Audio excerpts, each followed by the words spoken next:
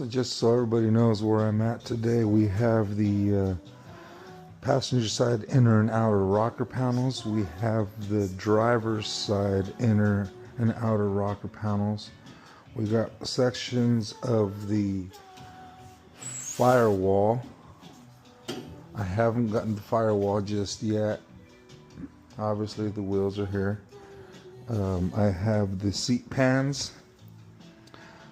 I have some brackets and bracing for the seat pans.